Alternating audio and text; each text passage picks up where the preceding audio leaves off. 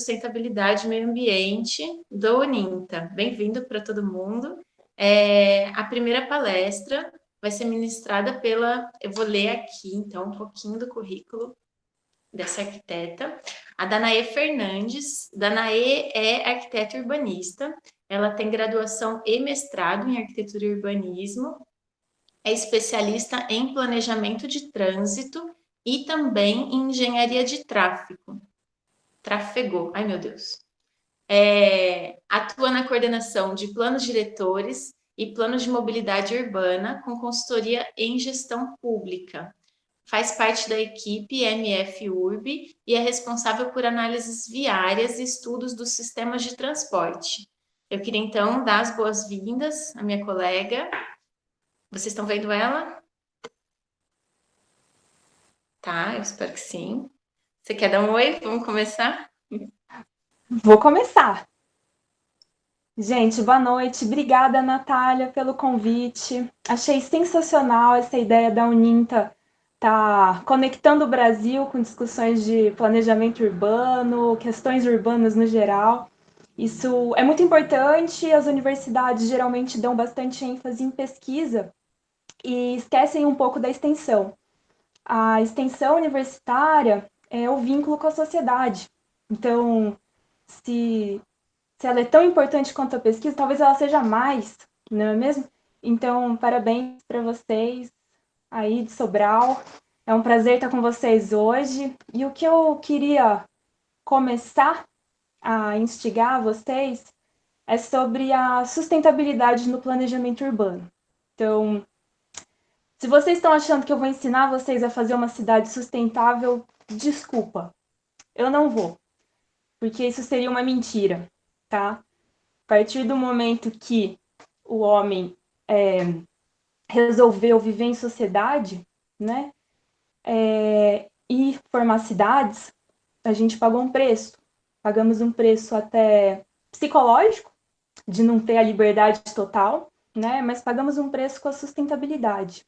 Então, no planejamento urbano, a gente tem que ter uma meta de desenvolvimento sustentável, sabendo que ela nunca vai ser atingida em completo. Você pode ter medidas de sustentabilidade, uma cidade mais sustentável ou menos sustentável, sempre buscando essa sustentabilidade. Bom, eu trouxe aqui o meu QR, vocês podem entrar em contato comigo, fiquem à vontade. E coloquei um escopo do o que é ser um planejador urbano. Eu tenho alguns anos de profissão e queria mostrar para vocês o que a gente está fazendo aqui em Londrina, na equipe MF Urb, que temos uma abordagem ambiental em planos de mobilidade e em planos diretores, e como vocês podem se apropriar disso para sair na frente dos seus concorrentes, né? Porque o que a gente busca na formação é sair na frente. E se a universidade de vocês está colocando já essa possibilidade de uma extensão universitária, o que eu quero falar hoje com você que está acontecendo de mais atual no planejamento urbano e como vocês podem aplicar um pouco disso na realidade de vocês. Lembrando que eu estou aqui no Paraná, né? Estamos bem longe, mas que a nossa realidade não é tão distante assim. Estamos todos no Brasil, até estava conversando com a Natália. Aqui tem municípios que não têm arquiteto em prefeitura, não tem engenheiros nem geógrafos. E esse desenvolvimento das equipes de planejamento urbano é muito importante que seja de várias formações, a tal da interdisciplinaridade, né? Principalmente a tríade engenheiro, arquiteto e geógrafo. Então, vamos começar. Vou começar mostrando para vocês um panorama de sustentabilidade que foi um mapa que ficou muito famoso. Logo depois de Woodstock, começaram a falar das emissões de carbono e hoje em dia a própria NASA monitora as emissões de carbono. E é sempre um mapa, né, que você vê o globo com os pontos, com as cidades em vermelho. Tô com um problema no som? Falaram que eu tô com problema? Não? Tá tudo certo? Ok, eu vou continuar. Oi, professora, você está com o microfone desligado. Vocês não estão me ouvindo? Eu tô ouvindo ela. Ué? Eu tava ouvindo bem. Na verdade, eu tava com o microfone desligado.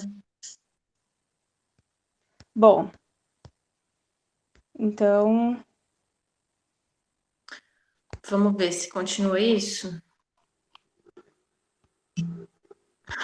gente, eu continuo? Natália, Tão dá uma olhadinha no YouTube. Não, no YouTube eles estão falando que estão ouvindo, tá tudo certo. Eu tô Tá. eu tava com o microfone desligada. Eu acho que foi isso, Danae. Beleza.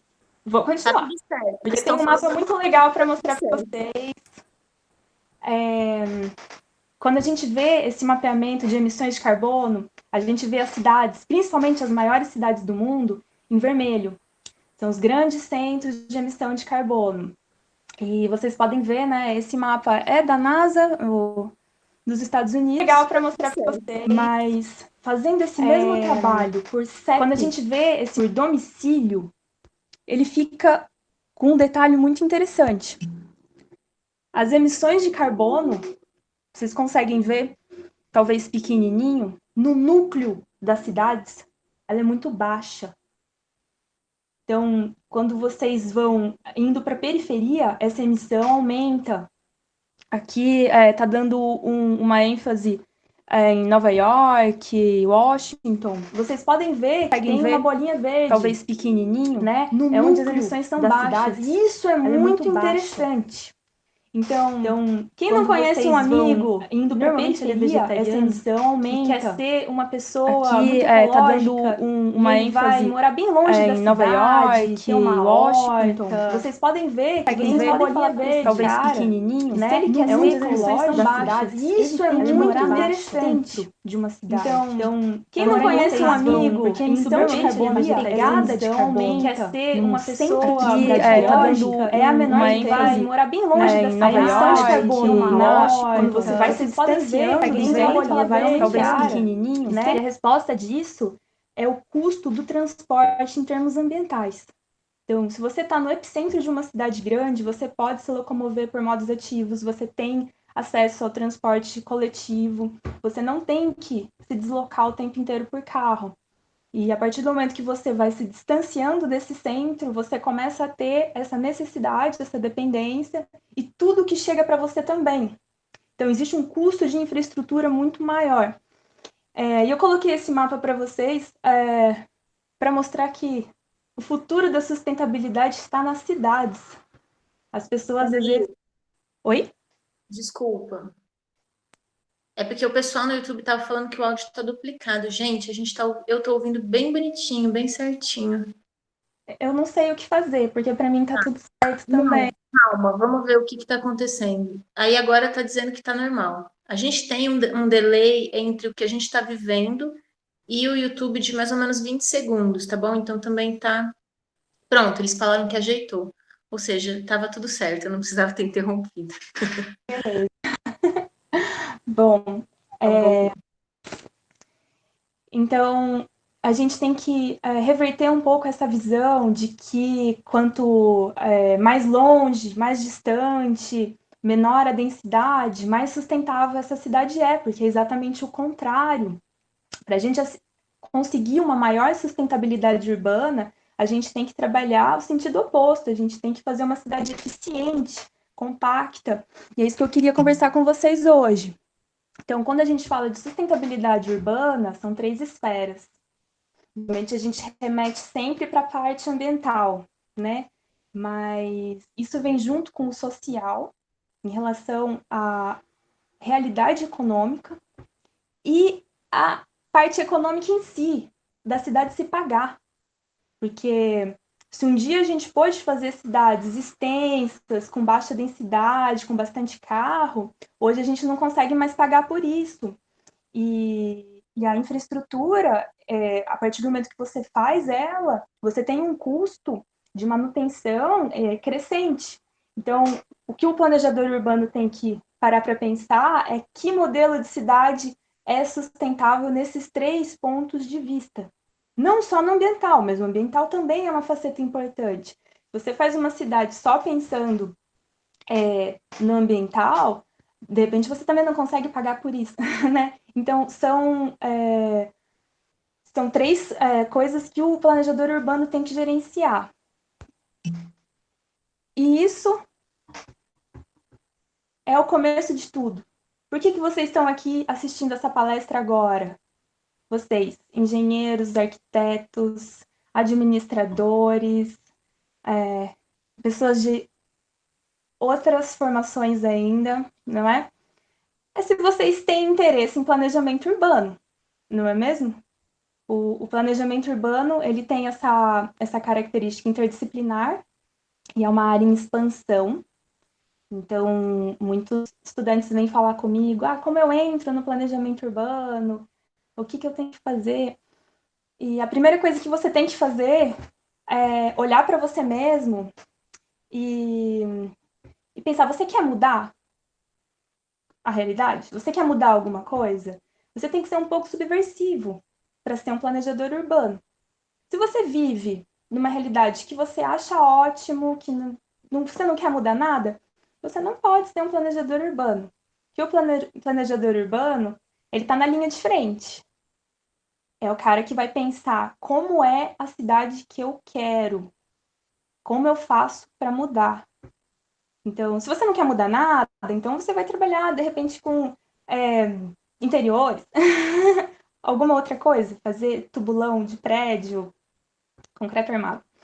Mas o planejador urbano, ele tem que estar ali na vanguarda, né? Na verdade, é isso que a gente faz. Enquanto as prefeituras, elas estão sempre apagando o fogo, elas estão gerenciando aqueles problemas imediatos, o que elas têm que agir assim com prontidão, a nossa área de planejamento urbano é olhar para frente.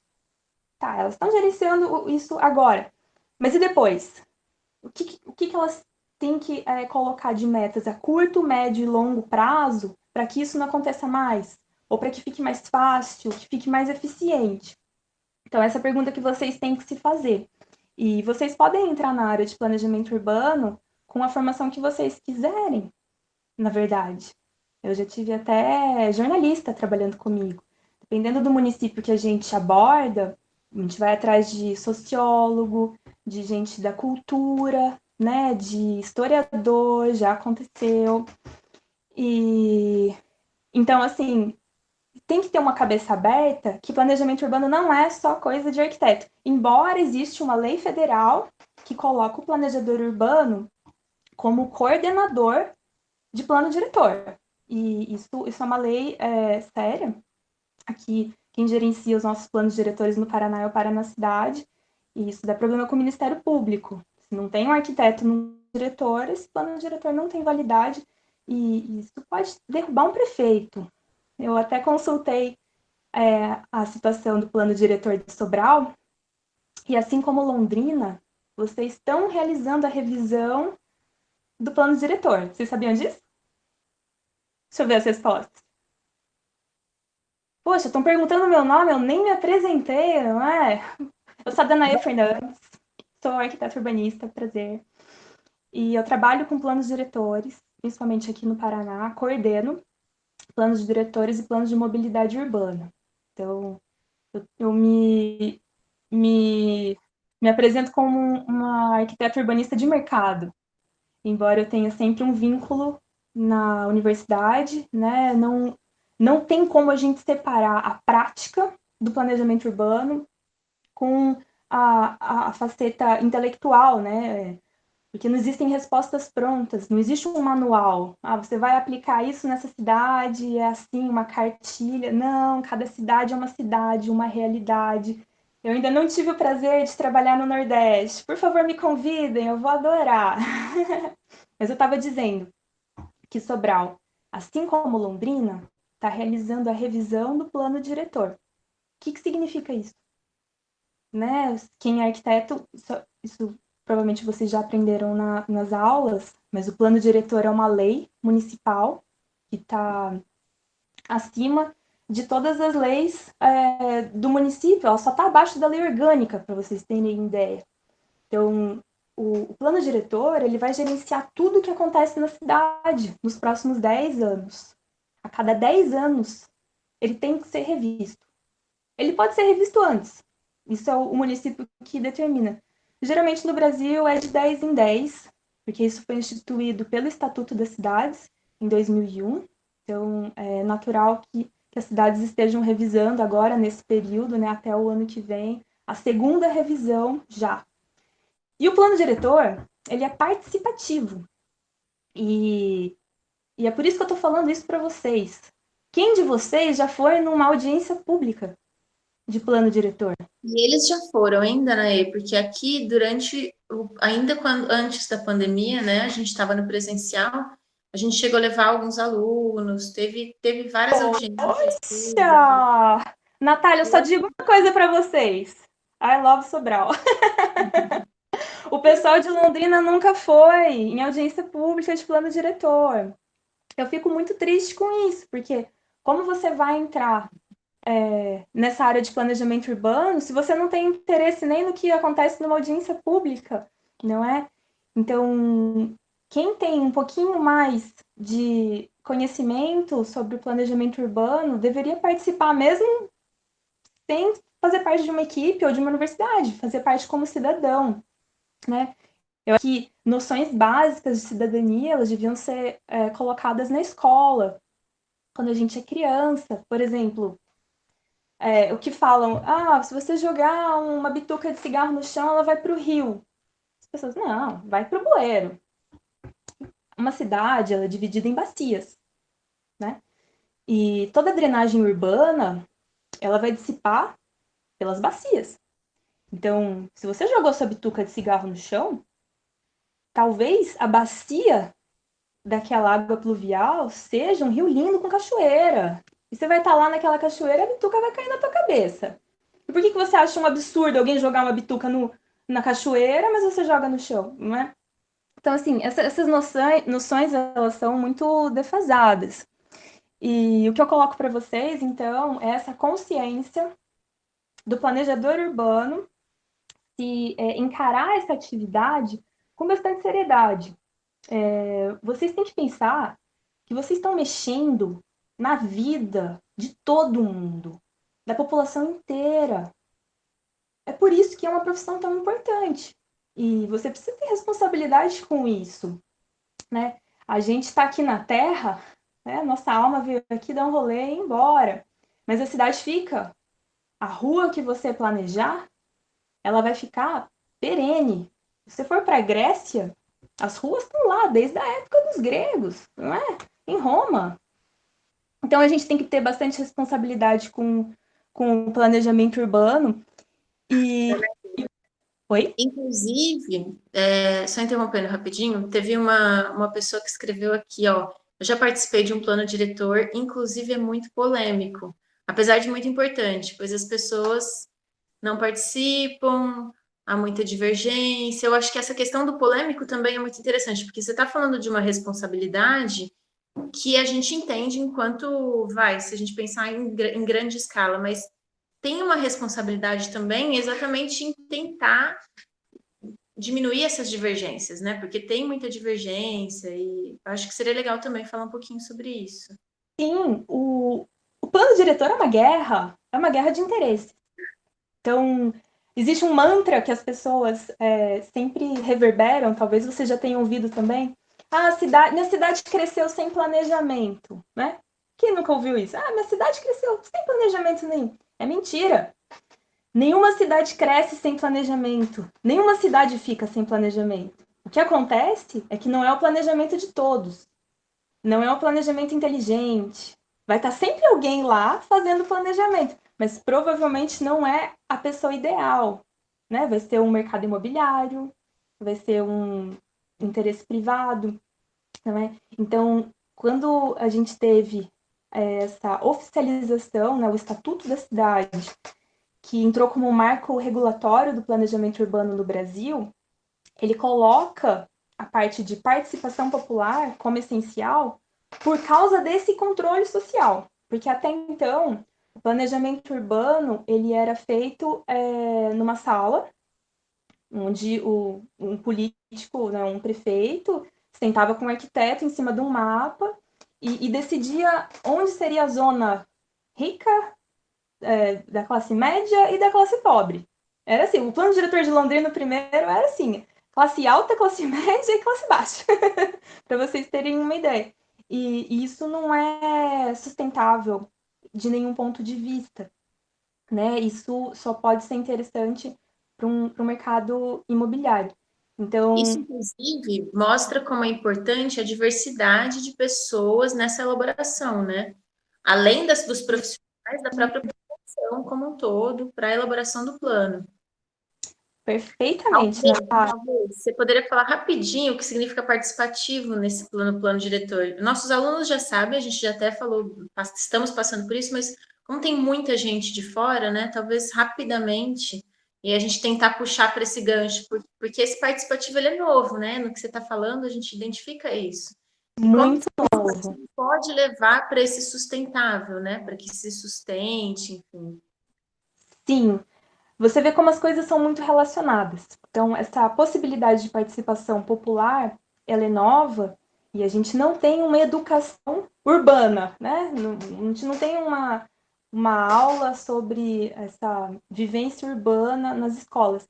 Então, é muito difícil a gente colocar isso para a população no geral, de como ela é poderosa para exigir essa luta por igualdade, por um desenvolvimento sustentável. E a partir do momento que a população se retira, você deixa livre para os interesses particulares organizarem o território.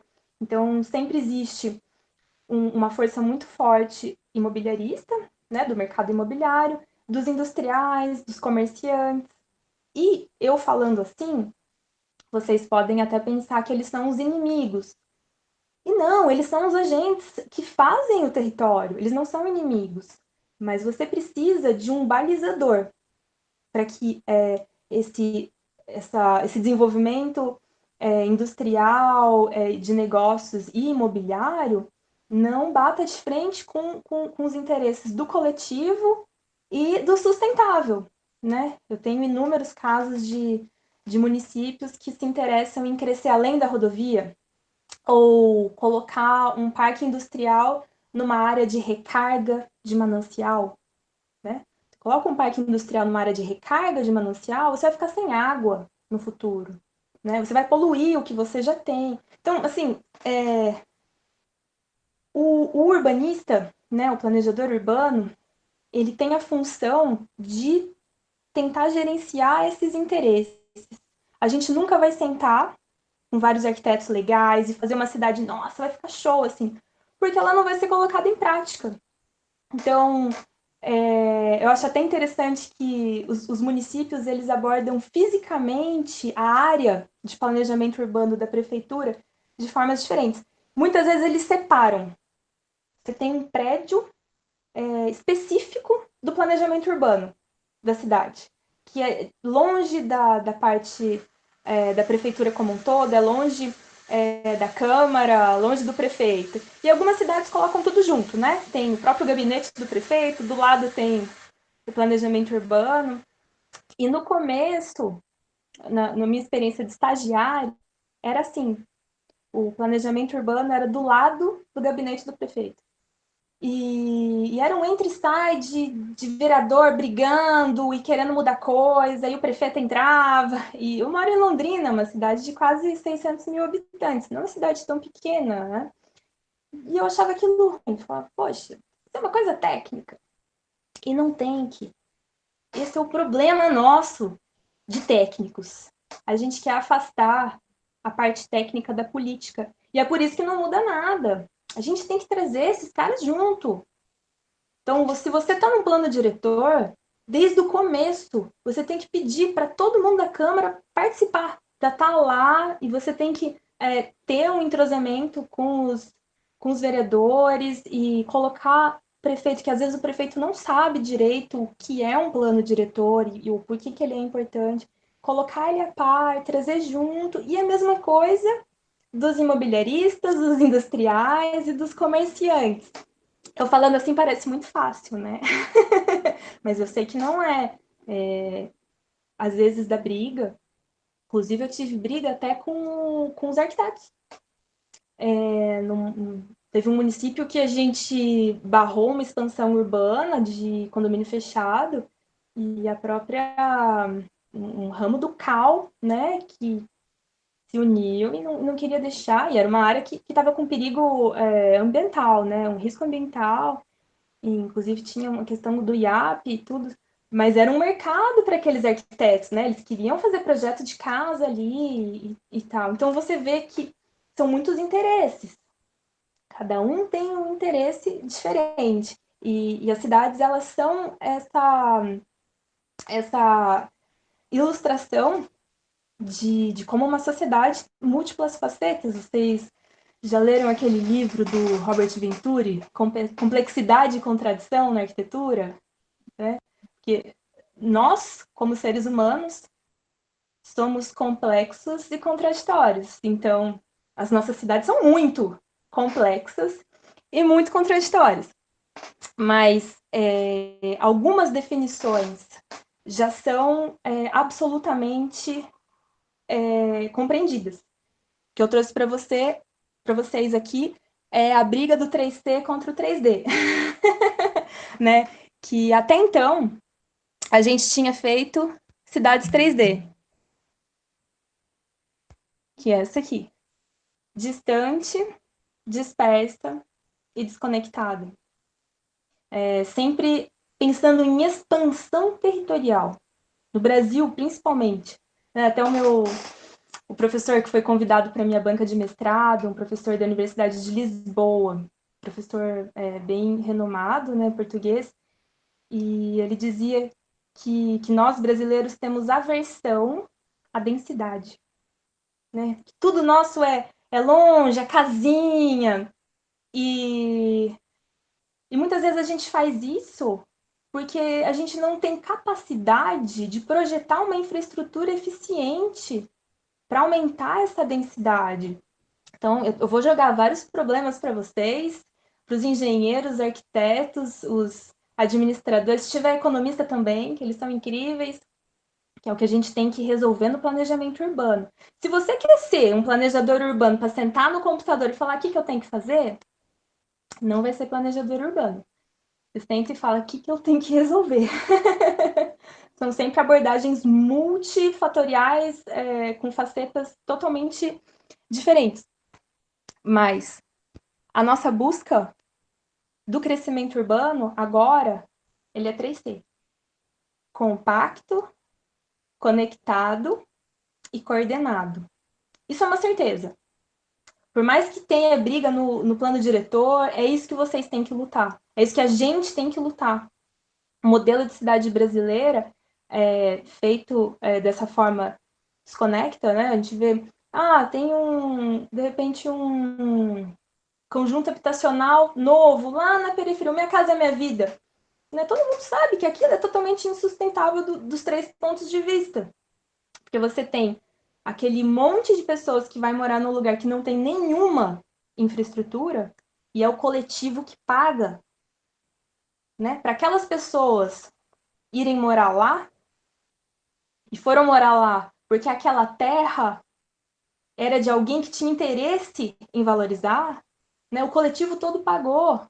Pagou drenagem, pagou esgoto, pagou iluminação e pagou transporte e teve que fazer posto de saúde.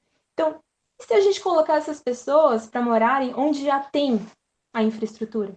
Né? É essa a nossa luta no planejamento urbano. A gente identificar as áreas ociosas e colocar maior densidade e prover maior oferta de infraestrutura urbana, transportes, equipamentos, fazer a cidade ser cada vez mais eficiente, e não o contrário. Então, coloquei aqui os preceitos, né, do adensar. O adensar pode ser ou não vertical. Existem muitas formas de você colocar habitações juntas. Por exemplo, o Plano Diretor de São Paulo, Olhem o plano diretor de São Paulo, ele é incrível. Você pode trabalhar com subdivisão de lote, né? Você tem um lote comprido, você pode subdividir, colocar uma outra família no fundo, desde que respeite recuos de entrada e tudo mais. Mas você pode trabalhar com blocos. Nem sempre o modo absolutamente vertical é o mais denso. Às vezes, prédios mais baixos, né, com comércio embaixo, pode ser mais denso ainda do que um arranha-céu. Né? Então, compactar, conectar. O conectar é muito interessante, porque eu puxo sardinha para a parte de transportes, né? Que minha expertise é na área de transportes. A gente tem o conceito de cidade 20 minutos. A cidade mais eficiente que existe é aquela cidade que você pode fazer as suas atividades diárias em até 20 minutos. Que isso significa que você não precisa ter um automóvel ou uma moto. Você pode fazer suas atividades cotidianas a pé, se você quiser, ou de bicicleta, ou rapidamente de transporte público. Então, se você consegue fazer essas atividades diárias em até 20 minutos, parabéns, você mora numa cidade compacta. E ela é bem conectada. E o que eu vou mostrar... Estou falando muito rápido? Tá Tô tudo colocando... certo. Precisa te encaminhar. Tem um monte de gente da pedagogia e eles fizeram uma pergunta que é onde o pedagogo poderia ajudar nessa área, né? Olha, que maravilhoso, Natália! Eu gostaria muito de ver acontecer aulas de planejamento urbano para crianças ou para jovens, né? Que não fosse só um assunto de faculdade. Eu estive num congresso em Curitiba e tinha um pessoal de Joinville que eles apresentaram um jogo de planejamento urbano. Era como se fosse um jogo de plano diretor, então você tinha tabuleiros coloridos com cidades diferentes e cada pessoa era um personagem. Então tinha o prefeito, tinha, não sei, o motorista de ônibus, sabe? Então mexia como se fosse um teatro e as crianças elas interagiam entre si, tipo, sua casa vai ser aquela bem longe ou essa bem perto, sabe? Agora eu não vou ter capacidade de explicar exatamente sobre esse jogo, mas eu posso procurar, eu devo até ter o contato desse pessoal. Existem vários jogos de planejamento urbano. Então, num plano diretor da minha equipe, a equipe MF Urb, que é perfeita, a gente faz as audiências públicas que são exigidas por lei, mas a gente faz reuniões setoriais nos bairros. Então, a gente divide a cidade, às vezes, como as pessoas se identificam do bairro, ou às vezes a gente tem que fazer uma divisão geográfica, porque muitos municípios não têm uma divisão certa de bairro, às vezes eles se identificam só pelo empreendimento, então a gente trabalha um pouco essa identidade territorial, e a gente faz oficinas temáticas. E então a gente faz algumas abordagens com desenho, com lousa e pendurar ideias para tentar tirar os principais problemas e as principais potencialidades, que é a tal da matriz SWOT, né? Mas a gente tenta colocar isso de uma forma que até... Isso. Foi separado, isso aconteceu aqui em Sobral, só para também os alunos lembrarem, foi separado também por bairro. Então, isso também aconteceu aqui em Sobral. É que eu sei que tem muita gente que está vendo que não é de Sobral, né? Só para lembrar isso. Danaê, o pessoal também está perguntando todas as cidades são obrigadas a ter um plano diretor?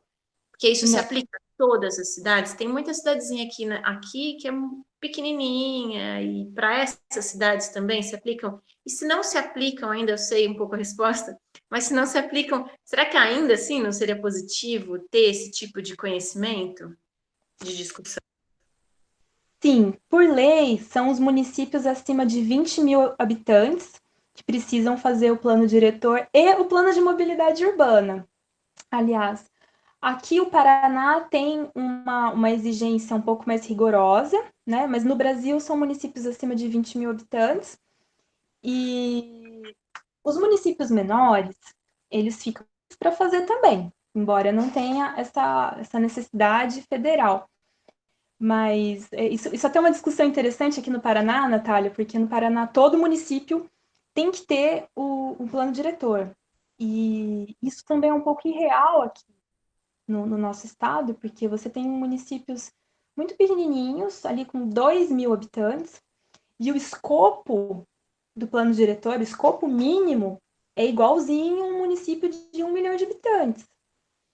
E assim, que é uma coisa que a gente, como equipe MFURB, a gente sempre conversa com o Paraná Cidade, né, que é o órgão regulador dos planos diretores aqui do Paraná, e eles mesmo concordam com a gente que também fica muito teórico, porque às vezes um município de 2 mil habitantes, ele não tem um técnico que consiga seguir com um estudo de impacto de vizinhança, sabe?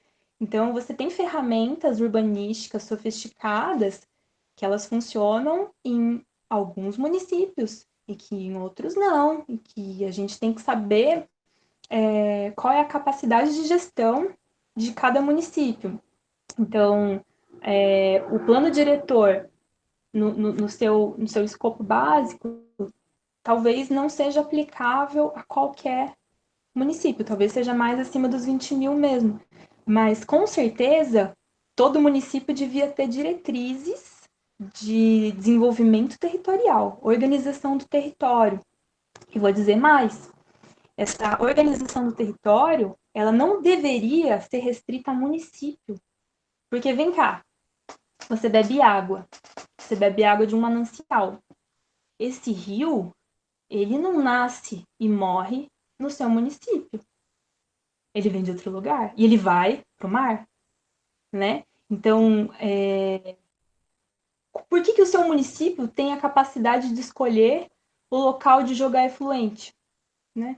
Tem um tratamento de esgoto e você vai ter que jogar esse esgoto tratado, de preferência, né? no rio de volta. E, de repente, tem a captação de água do município vizinho, né? Então, essas questões de questões ambientais, elas não deveriam ser só administradas pelo município. A gente precisa urgentemente, de uma gestão que seja mais territorial. Que a gente teve até o Estatuto da Metrópole, né, em 2015, que a gente ainda não sabe quando que vai, pelo menos aqui no Paraná, aí tá um pouco melhor a questão de gestão metropolitana, Natália? Ai, Danaê, é difícil dizer. Não sei se eu quero me posicionar nesse sentido, mas deixa eu aproveitar o gancho. Claro. Seguinte, pessoal, eu acho que é legal, pessoal, que vocês. Eu vou fazer uma intervenção antes de falar as perguntas, mas tá todo mundo pedindo uma receitinha, ou pedindo que você elenque quais são as principais diretrizes. Eu acho, pessoal, que é interessante que vocês percebam o que ela está falando como a complexidade que por muito tempo não se percebeu, né? Uma complexidade que vem, por exemplo, disso do rio que você está falando. Teve um aluno um dia desses, aqui em Sobral passa um rio, que é o Acaraú, e ele deságua no mar, numa cidade que chama Acaraú, né? E ele é de lá. Esse aluno virou e falou, professora, você não tem noção de como chega poluído, de como esse rio vai coletando a sujeira, esgoto e etc., e vai chegando, e é super prejudicada a cidade por isso. Então, isso que ela está falando, pessoal, entendam como a complexidade dessas diretrizes. É muito fácil a gente pegar e fazer uma receitinha de bolo. Ah, você tem que pensar nisso, você tem que pensar naquilo, tá, mas e as especificidades do local? Porque eu acho que isso é uma coisa interessante de vocês entenderem. Então, tudo bem, dá para a gente. Eu acho que até dá para você responder um pouquinho essas perguntas, porque eles estão perguntando quais são as diretrizes que seriam ideais para um planejamento sustentável, se você identifica alguma cidade no Brasil que poderia ser elencada como um modelo de planejamento sustentável. Peraí. E quais seriam as consequências práticas no cotidiano da vida do cidadão por ter tido um bom planejamento urbano. Então, vou jogar essas perguntas, mas porque eu sei que é uma coisa que talvez para a gente está um pouco mais claro, mas esse sistêmico é que eu acho que seria o grande pulo do gato, né, Danae? Sim. Olha, eu vou aproveitar e tirar um pouco de sarro, porque eu tenho certeza que quem perguntou essas diretrizes é arquiteto. Não? Eu vou zoar arquitetos porque eu sou uma arquiteta. E a gente está muito acostumado a trabalhar com essas cartilhas mesmo, né? Pautar em tópicos de preferência, como agir. O arquiteto ele tem que estar sempre propondo, e o arquiteto geralmente é pouco reflexivo. Então, eu suguei muito todas as possibilidades que eu tive de trabalhar com os geógrafos. Eles são muito mais reflexivos que os arquitetos, em termos de planejamento urbano e organização territorial. E foi com eles, né, e com as leituras deles, que eu comecei a ver que toda vez que você tenta colocar a cidade numa caixinha, não funciona. O que é aplicado no lugar, você só sabe que não vai dar para aplicar no outro. Essa é a única coisa que você vai saber. Então, o que eu trouxe para vocês são os conceitos gerais que o mundo inteiro está de acordo, né, da cidade eficiente, essa busca pela eficiência, tanto energética, né, ambiental, social, que a nossa vida se torne mais eficiente. Mas eu não posso colocar em tópicos o que vocês têm que fazer em termos de ações. O que eu queria, assim, colocar como um direcionamento é que vocês percam o medo de se relacionar com outras áreas. Porque o planejamento urbano, ele tem que ser muito mais interdisciplinar do que ele já é. E o que eu vejo são grupos muito bem intencionados de arquitetos fazendo planejamento urbano que não funciona. E eu até passei por uma situação interessante com um TFG. Né? O TCC da arquitetura aqui de Londrina chama TFG, não sei se é o nome de vocês também. E ela fez uma praça colaborativa num conjunto habitacional do Minha Casa Minha Vida de 03, e ela escolheu um terreno que era uma área de descarte de coletores, né, de quem pega material reciclável. E eu lembro que a gente desceu do carro, aquelas 15 meninas uniformizadas da UEL, tananã, e ela ficou muito chateada que a população não foi lá. Então, assim, sabe, olha que dificuldade de entender o contexto, né? Você chega numa periferia, uma realidade totalmente diferente, cheia de carro, com uniforme da UEL, e você fica chateada que ninguém veio participar. As pessoas acharam aquilo bizarro. A gente não entrou num contexto deles. A gente tentou impor uma atividade. Né? Ela fez todas umas barraquinhas, então ela queria que a população desse entrevista. Muito bem intencionada, super legal a ideia, mas a abordagem tinha que ser totalmente diferente. Talvez a gente devesse ter conversado com alguém da igreja evangélica, num culto, ou de repente se associado com o pessoal do hip hop, do movimento artístico, para fazer aquele mesmo tipo de intervenção. Vocês entendem? Essa visão que a gente é treinado a ter como arquiteto, de ser muito técnico, ela é uma barreira para a gente criar uma conexão com a população. Porque nessa ânsia que a gente tem de ser propositivo, a gente não consegue perceber o que aquela localidade tem de diferente e como você pode acessar a abertura por mudança. Toda vez que a gente tenta impor tecnicamente uma boa ideia, por mais bem intencionado que a gente seja, a possibilidade de dar certo, ela é muito baixa.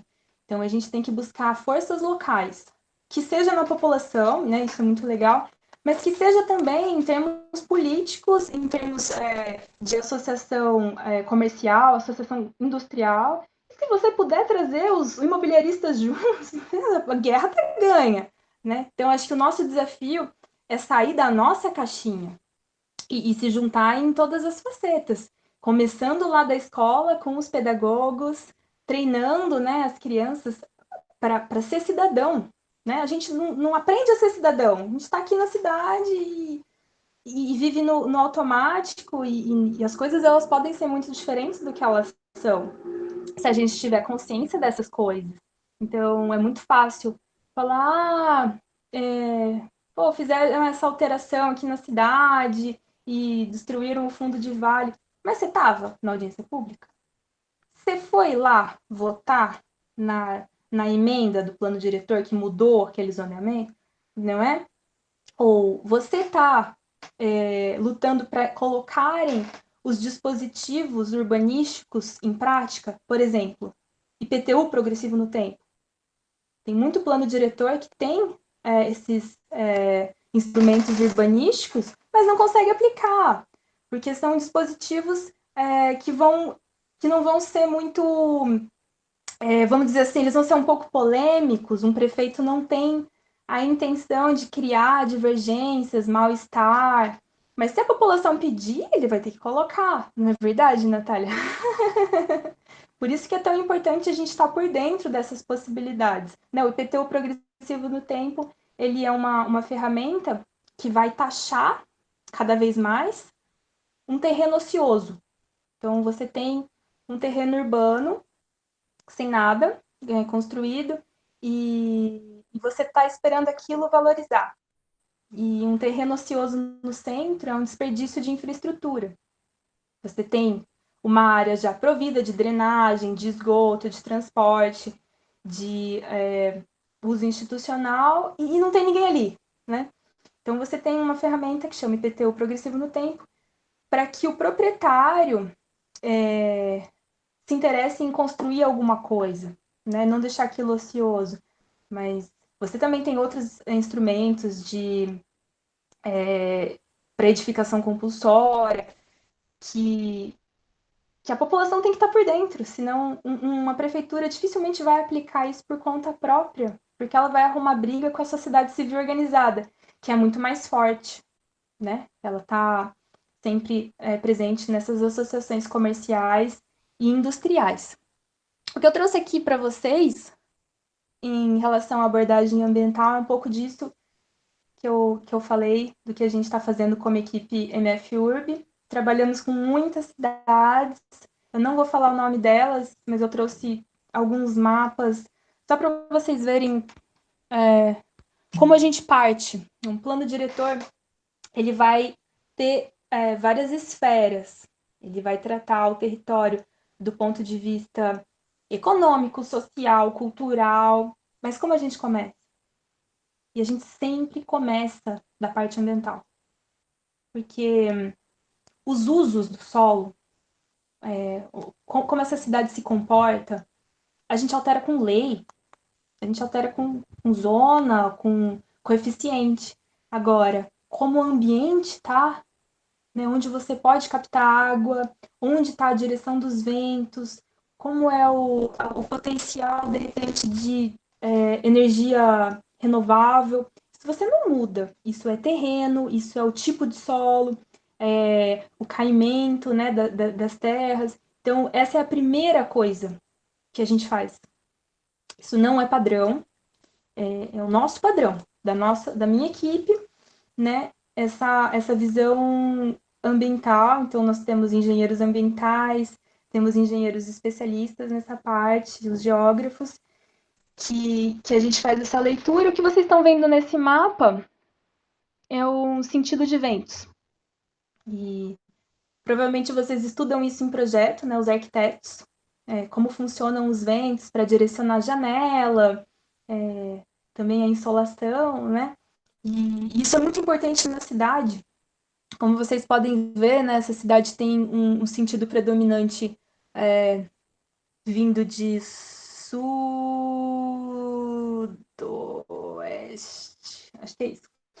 E eles estão querendo colocar um polo industrial para além da rodovia, ou seja, eles estão querendo colocar um polo industrial que vai trazer toda a fumaça para a parte habitacional, né? Então, logo de cara, no começo do nosso trabalho, né, nesse município, a gente falou, olha, não está parecendo uma boa ideia, porque se vocês colocarem indústria poluidora, essa poluição vai chegar no centro da cidade de vocês, né? E isso vai diminuir a qualidade de vida. E depois teve vários desdobramentos. Essa cidade tinha uma área de amortecimento no norte, então não poderia mesmo ter essa área industrial, e por enquanto eles estão segurando. A gente não sabe o que vai acontecer, mas eu coloquei essa imagem porque ficou muito nítido, assim, que era exatamente o local que eles queriam fazer um novo parque industrial, e só de fazer esse mapa, a gente já viu que não seria uma boa ideia. É mais pelo sentido de poluição. Esse outro mapa, ele é um pouco mais complexo, é também um exemplo do que a gente costuma fazer. Arquitetos e engenheiros. Prometam uma coisa. Se vocês querem ser planejadores urbanos, o AutoCAD morreu. Morreu hoje. Não tem como entrar na área de planejamento urbano usando AutoCAD, tá? O mapa hoje, ele é todo feito por geoprocessamento. Não tem desculpa, não tem possibilidade mesmo da gente usar AutoCAD. Eles têm algum tipo de contato com geoprocessamento, Natália? Eles têm sim. A Raquel, inclusive, Vocês são demais! Raquel está aqui comigo no WhatsApp, passando as perguntas dos alunos. Ela, inclusive, é que leciona, é uma das professoras que leciona isso para os alunos. Gente, eu devia ter feito faculdade aí. Não é possível. Eu não tive. Na minha grade curricular não existia geoprocessamento, então eu precisei buscar muito isso e foi uma coisa solitária. E hoje eu trabalho com vários programas, mas que bom, vocês estão muito na frente aí, Natália. Parabéns. Vocês não vão achar estranho, então, esse mapa. Ele é um mapa de cruzamento de dados, de declividade e tipo do solo. Por quê? É um mapa de fragilidade ambiental. A gente detecta as áreas que são mais frágeis, que têm necessidades especiais para a urbanização. Então, dependendo do tipo de solo, né, tem o latossolo, ele tem tendência a ter solapamento, desmoronamento, né? Os solos podem ser mais argilosos ou mais arenosos. Então, esse comportamento de ser a base ou de ser impermeabilizado, ele varia. Isso varia também com a declividade. Com um ArcGIS ou um QGIS ou algum software de geoprocessamento, vocês podem começar a fazer cruzamento de dados, né? E ter índices de fragilidade. E toda vez que a gente consegue dados muito fortes para impedir ideias ruins, partindo da iniciativa privada, a gente tem uma maior chance de ser ouvido, né? É diferente um interesse num plano diretor soar mal ou ser rebatido por uma equipe técnica. Então, por mais que a gente não ganhe sempre no planejamento urbano, né, igual vocês falaram, né, o plano diretor ele é cheio de divergências, e realmente todos. Até um grande amigo meu, ele falava para mim, Danaê, você tem que mudar de área, você gasta toda essa energia, você faz tanta coisa para dar um passinho de formiga. né? Falei, esse passinho de formiga é a motivação de uma vida, né? Se você pode mudar um passinho de formiga no seu município, isso é um propósito de vida. Então, na minha visão, isso é um grande motivo para você gastar a sua energia, sim. Então, essa a concepção que você precisa ter no planejamento urbano. Você vai gastar muita energia e você não vai ganhar todas as discussões, a sua equipe não vai fazer um projeto de plano diretor que vai ser 100% implantado de jeito nenhum.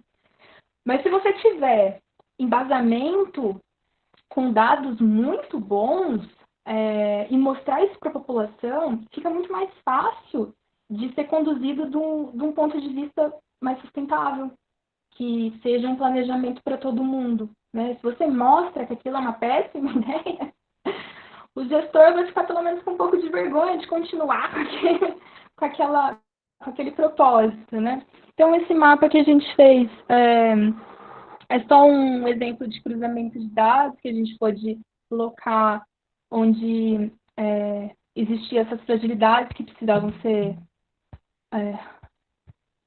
mais cuidadas. Meu celular está virando. Esse aqui é sobre fragilidade emergente também, é todo um limite municipal. A gente conseguiu traçar uma área que não pode ser urbanizada de jeito nenhum, está em vermelho. Tudo isso com cruzamento de dados de satélite, né? E eu vi algumas perguntas rolando sobre transportes, eu acho incrível isso, né? Mobilidade urbana, é o assunto do século. Inclusive Eu até engenheiros, deixei um pouquinho. muitos engenheiros. Você estava explicando os mapas, eu falei, bom, vamos deixar um pouquinho. Oi? Tá cheio de pergunta. Na hora que você quiser, eu te passo, porque tem muita pergunta. Mas Eu sim, tô essa da no YouTube. Sim, tem muita pergunta. Eu estava deixando você explicar um pouco o mapa, porque é legal, porque assim, são muitas perguntas que estavam antecipando, talvez algumas coisas que você explicou, essa questão do cruzamento das informações no mapa, né? Tem muita gente perguntando isso, né? Como é que chega nesses em indicações, enfim. Mas eu acho que tem o professor aí, ó, o professor Adalto, ele já fez 1000 vezes essa pergunta. Eu vou ler de novo para você. Qual é o maior desafio, na sua opinião, da mobilidade urbana e as complicações que elas podem trazer para os cadeirantes? É super interessante pensar no plano diretor, no planejamento sustentável, principalmente pensando, né, na acessibilidade. Alguns governos visam, muitas vezes, só o desenvolvimento? Essa é a pergunta completa dele. Eu não sei se você conhece, Danae, uma Perfeito. cidade na França que chama Grenoble. Eu conheci. Você conheceu Grenoble? É. Eu morei lá 1 ano e é uma cidade muito acessível. Não acredito. Sim. Você conhece lá? Incrível. Meu, que coincidência que eu falei dessa cidade hoje, ou ontem, eu acho. Eu só trouxe essa questão da A vida é muito cidade louca. porque, assim, é uma cidade, pessoal, se vocês quiserem pesquisar, chama Grenoble, na França. É uma cidade muito acessível, mas muito, muito, muito acessível. Eu morei 1 ano lá e o pessoal tinha até uma brincadeira de que todos os deficientes físicos da França iam para lá, porque é uma cidade pequena, mais ou menos do tamanho de Sobral, uns 200 mil habitantes. E, gente, é o melhor lugar de acessibilidade. Você sai de casa com alguma coisa no chão e você vai até qualquer lugar tranquilamente. Enfim, mas eu queria que você comentasse, né, essa pergunta dele. Só fiz um ganchinho aí. Eu achei interessante, porque eu morei em Auckland, na Nova Zelândia, né? E quando meus amigos falavam, e aí, como é em Auckland? E eu falava, aqui é incrível, não tem nem meio fio. E se vocês procurarem no Google, é um centro, né, de Auckland, você pode passar por qualquer modo de transporte, seja patinete, skate, e as pessoas andam a pé. Os kiwis, né, os neozelandeses, têm esse costume de andar descalço. Então, é muito interessante que às vezes eles estão de terno, indo trabalhar, e eles não têm sapato nenhum, nem meia, nem nada. E você não tem essa ruptura de pavimento, que a gente está tão acostumado, né? Você tem uma continuidade. Então, é muito comum o executivo ir de skate. E eles têm vários tipos de plataformas sobre rodas, dos mais variados jeitos. Tem rodonas e rodinhas. E isso é uma possibilidade de mobilidade incrível. Um cadeirante, imagina, o tamanho, a roda de um cadeirante é a mesma roda de uma bicicleta de estrada, né? Os 700. Então, é uma rodona, muito maior que uma roda de carro. Imagina, não vai sentir nenhuma trepidação.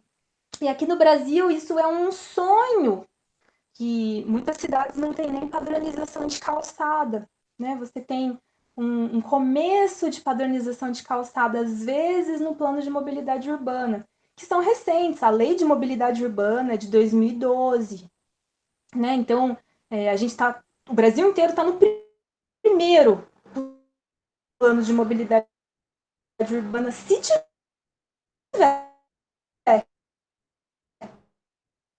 Porque tem cidade que nem está fazendo. Essa lei ela teve que ser prorrogada 3 vezes, né? O deadline para seguir essa lei foi prorrogado 3 vezes.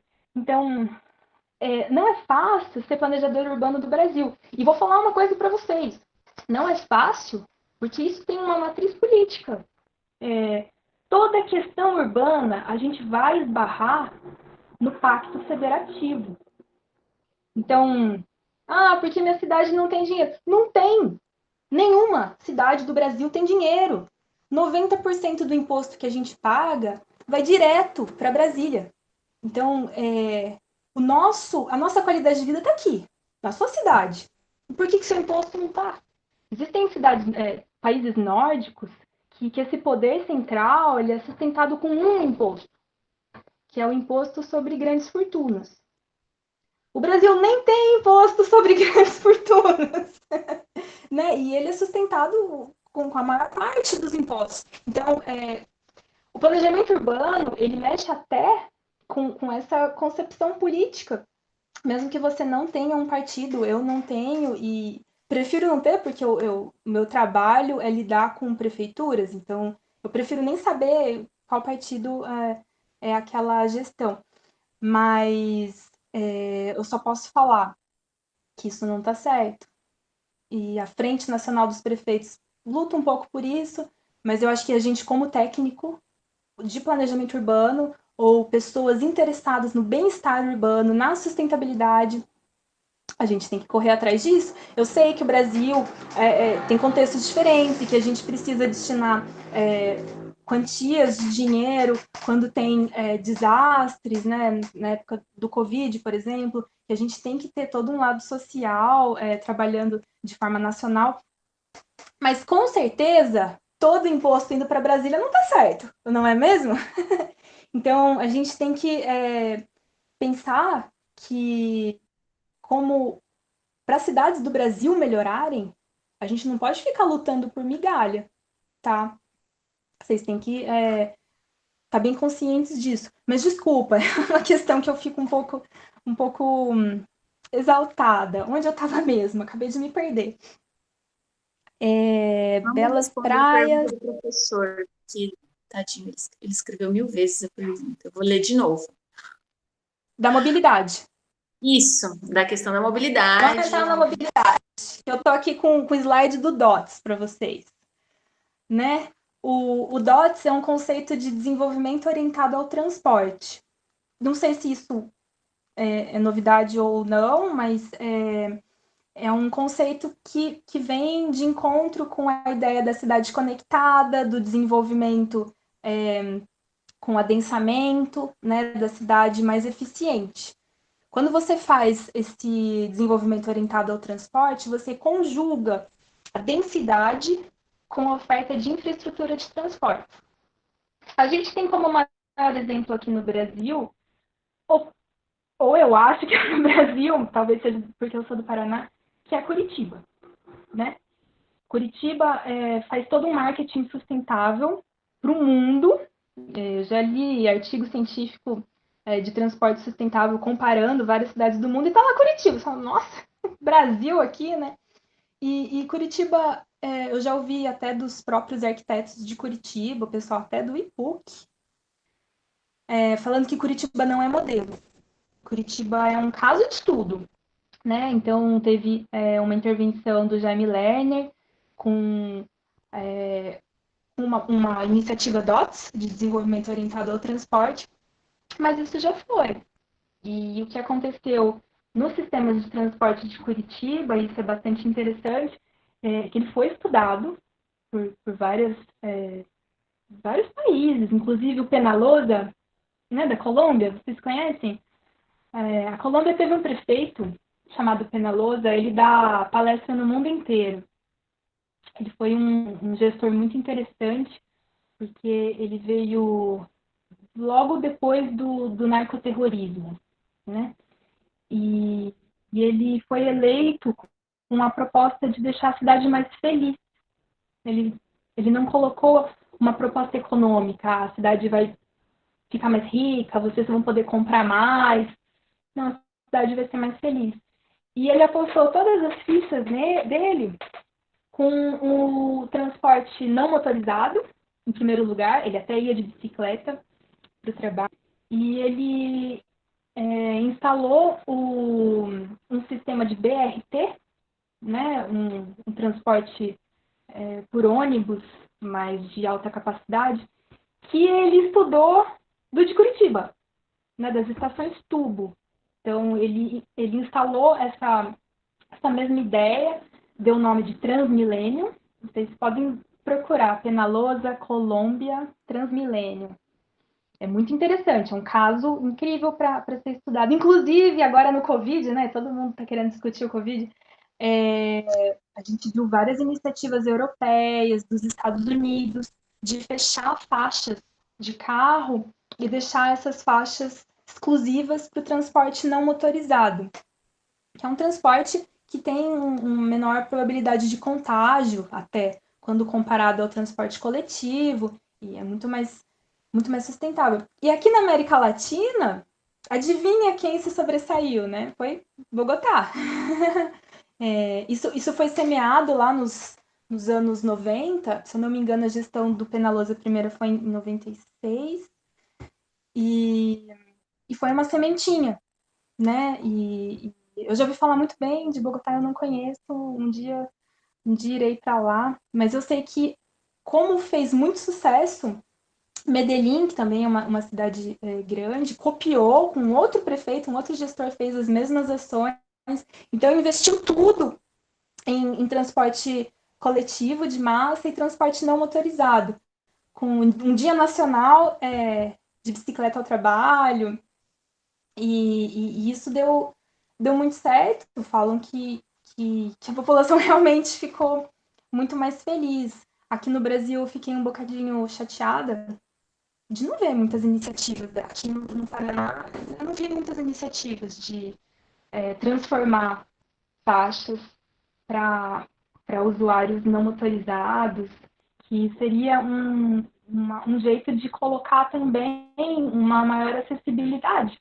né, para as pessoas. Aqui em Londrina é até interessante que existe um embate entre pedestres e ciclistas, que existem alguns trechos que a calçada não cabe o número de pedestres que ela transporta, né? E fazem uma ciclovia. E, obviamente, os pedestres transbordam para essa ciclovia. Então tem uma discussão, pedestre contra ciclista, e ninguém está discutindo os outros 30 metros de via, que tem estacionamento dos dois lados e 5 faixas de carro, né? Então eu acho isso muito, muito contraditório.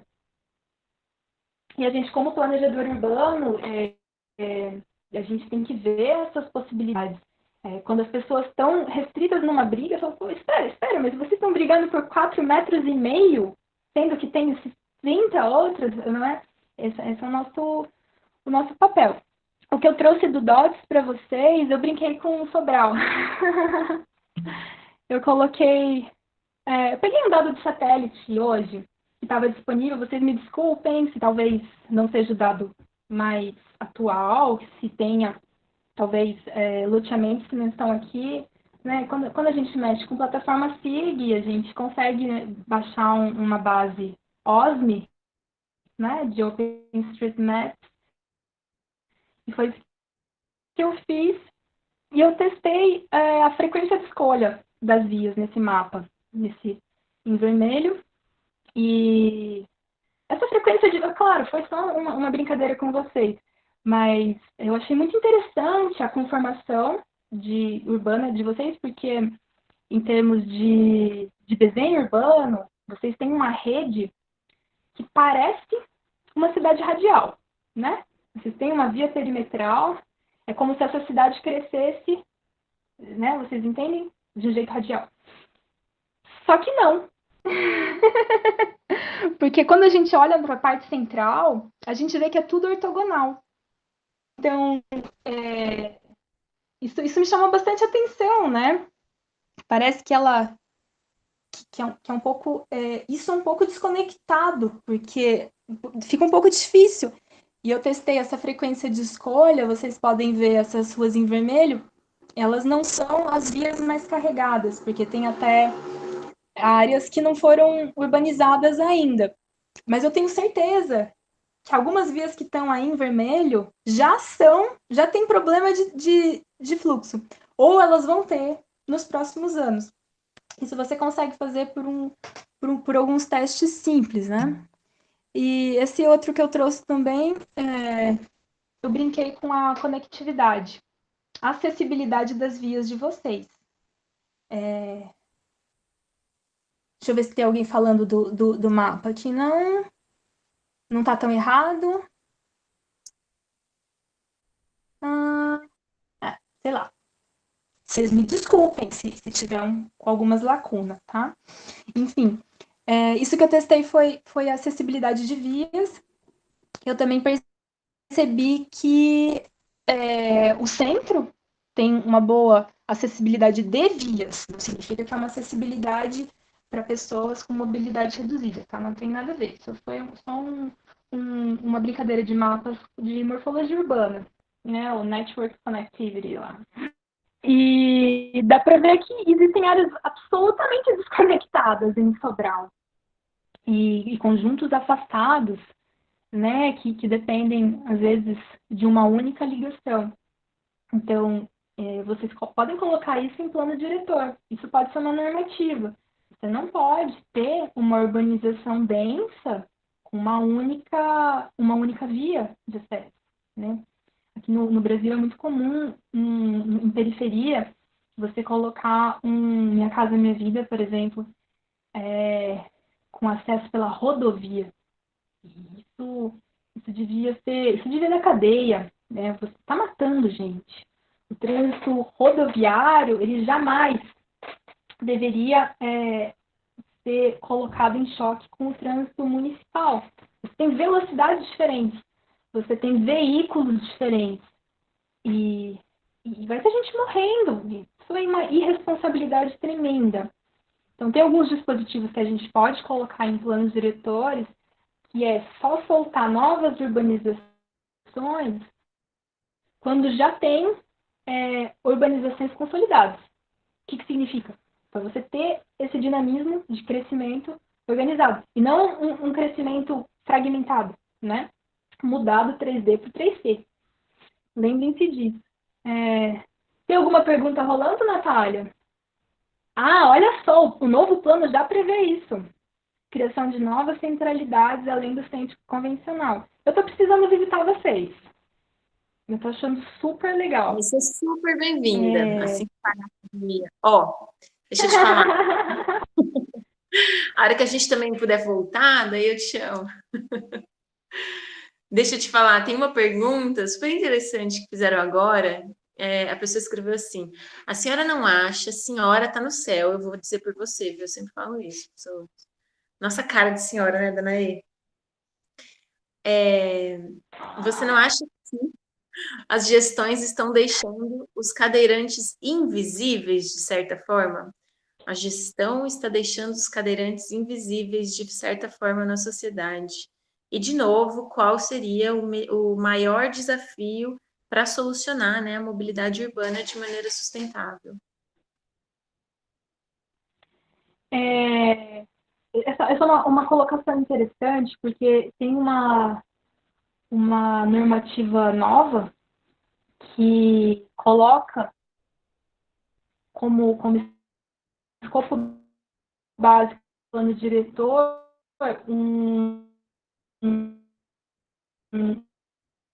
um projeto de calçadas prioritárias, chama. E vou te falar a verdade, isso está muito confuso, né? Se foi uma normativa federal, de novo, o poder federal passa uma obrigação para o município e não passa verba, né? Então, qual que é a ideia? Essa ideia é que a calçada ela passe a ser do poder público, que é como deveria ser, né? Nos países mais eu tendo a falar civilizados, desculpa.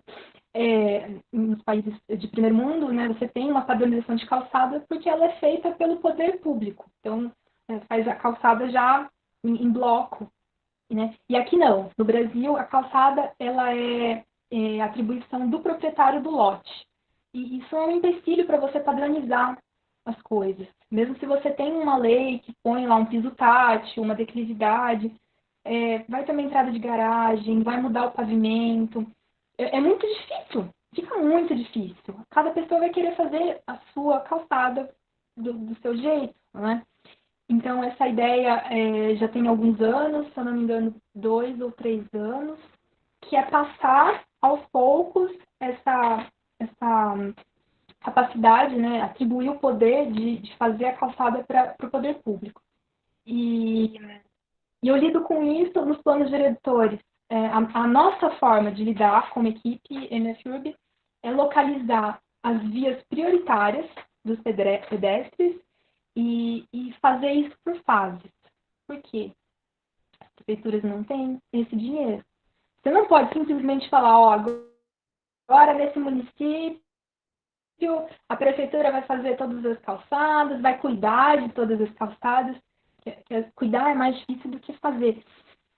E então, esse é o modo que a gente está lidando hoje, mas lembra lá do frontline, a gente está na linha de frente, né? São demandas que vão surgindo a todo instante. Por exemplo, em setembro foi aprovada a Lei de Liberdade Econômica.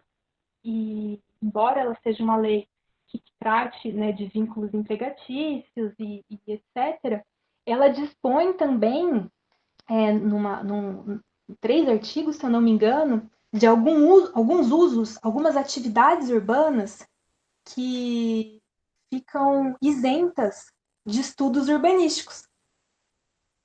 Isso significa que são 287 atividades econômicas que você não pode aplicar a EIVE. Que o cara já consegue um alvará automático, né?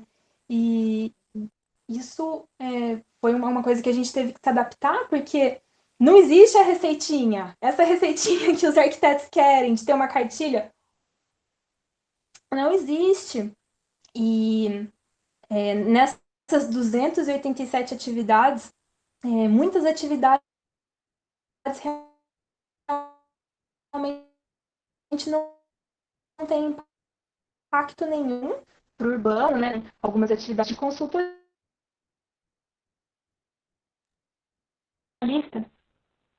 Tem oficina de trator, né? Então, você tem um veículo entrando numa via que pode não ter sido dimensionada para isso. Por exemplo, de repente você mora num bairro totalmente residencial, com uma via local, o seu vizinho pode abrir uma oficina de trator, pela lei. E ele tem um alvará, ele pode funcionar. Né? E ele vai ter trator circulando na frente da sua casa e esses veículos pesados, eles vão sucatear todo o asfalto e esse asfalto vai ter que ser pago pelo coletivo, sabe? Então, assim, às vezes surgem coisas no Brasil, normativas, que elas não são muito bem debatidas do ponto de vista urbanístico.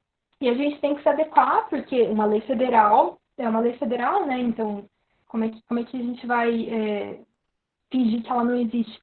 Mas a gente tem que questionar algumas coisas.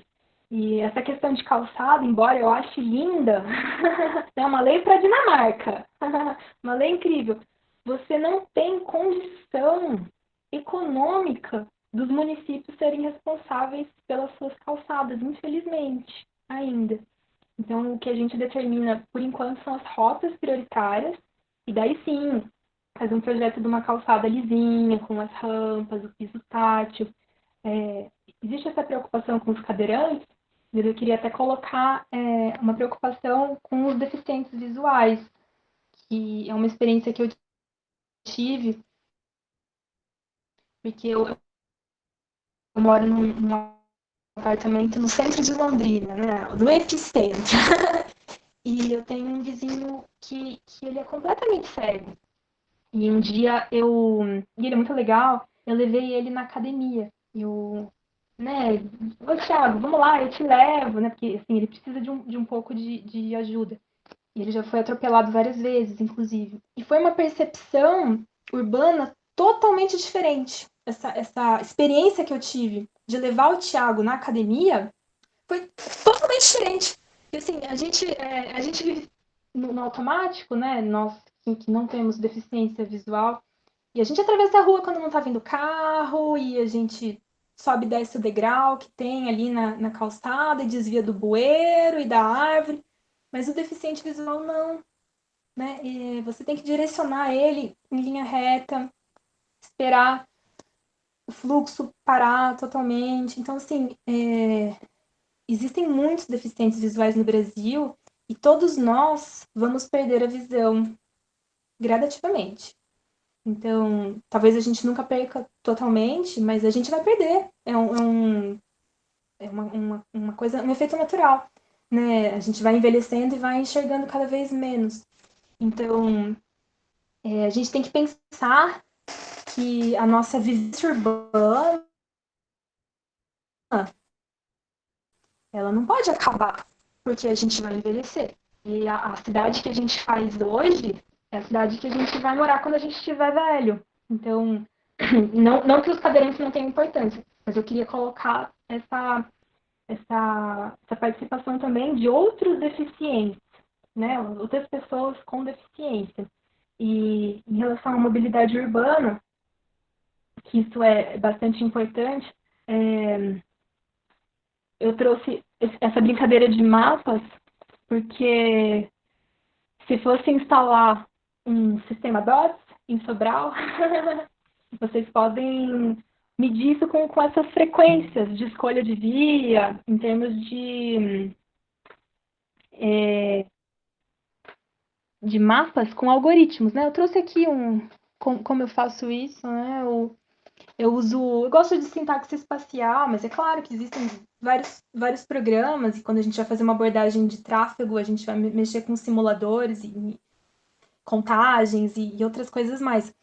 Mas isso eu fiz em meia hora, então você consegue ter uma noção de como seria um DOTS nos principais eixos de transporte, por exemplo.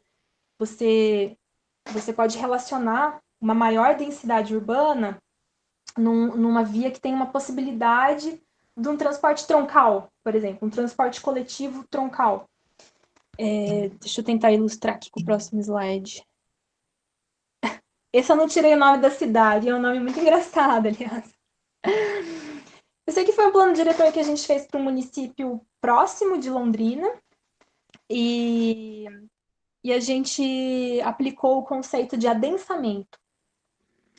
Em vez da gente trabalhar com as zonas normais, né? Eu não sei como é em Sobral, mas a gente trabalha muito com zona comercial 1, zona comercial 2, residencial 1, residencial 2, Deixa né? eu Industrial aproveitar 1, e fazer uma perguntinha, Danaí.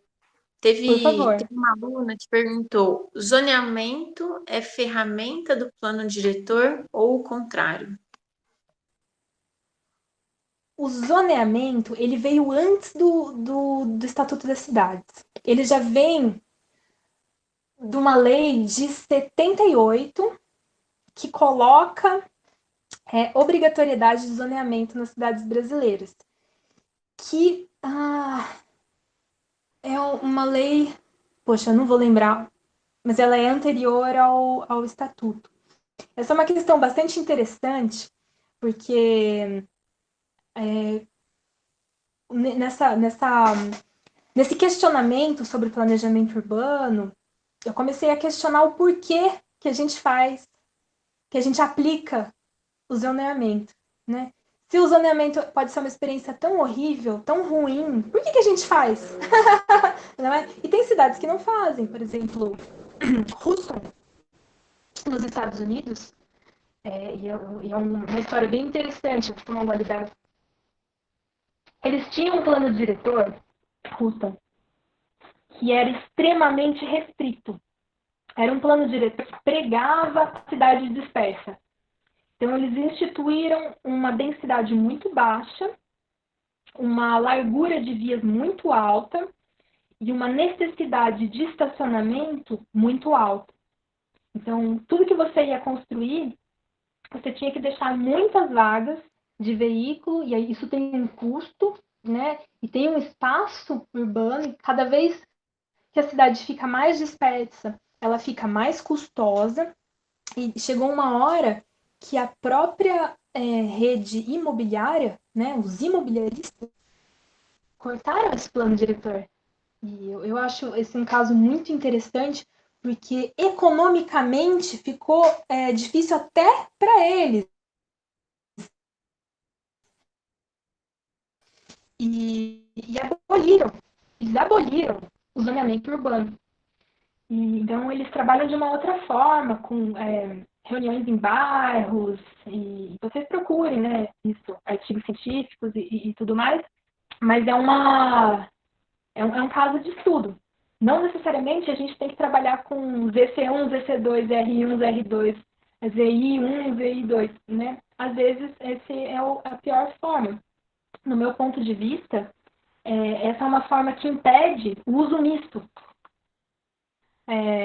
Os arquitetos estão mais acostumados com isso, mas uma cidade mais compacta e mais inteligente, ela permite essa flexibilização de usos. Então, se você coloca uma zona comercial e uma zona residencial longe, significa que você separou casa e trabalho. E depois uma industrial mais longe ainda. Pior ainda, né? Quando você coloca funções diferentes da cidade em locais diferentes, você obriga a ter uma circulação excessiva nessa cidade. Se você promove uma mistura de usos, significa que você possibilita a cidade 20 minutos, né? São ações que você pode fazer para diminuir o número de viagens, essa necessidade por transporte e a distância dessas viagens. E para você atingir, do ponto de vista a sustentabilidade de transportes, você tem que diminuir a necessidade de viagens e a distância das viagens. E também, né, trabalhar com troca modal, com tipo de transporte. Mas, em princípio, a distância e a necessidade, elas vêm antes do veículo, ou do tipo de deslocamento.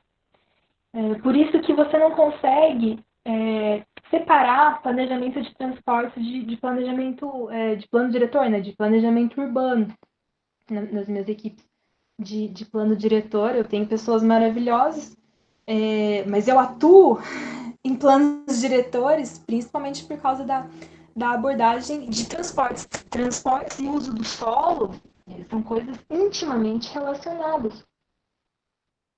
Você não consegue separar isso, e eu acho interessante, né, nesse momento que a gente está vivendo agora, como fica muito descarado essa necessidade por deslocamento que a gente tem ainda, que, na verdade, escancaram uma relação de trabalho do século XIX, né? A gente está fisicamente indo para o trabalho. E espero que isso seja um impulso de mudança, porque o jeito mais fácil da gente ter menos impacto de transporte é o não transporte.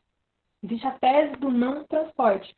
Você diminui muito essa necessidade de transporte, você diminui muito a necessidade de projetar sistema viário largo ou grandes transporte de grandes capacidades, não é mesmo?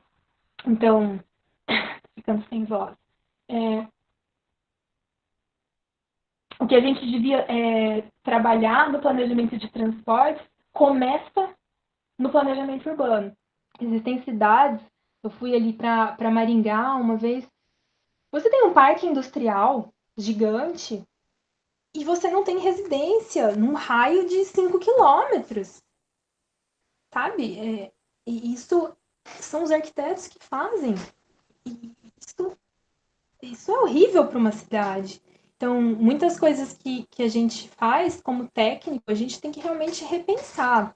Essa tendência de misturar, né, de não misturar, ela vem da cidade modernista, né, do pensamento modernista.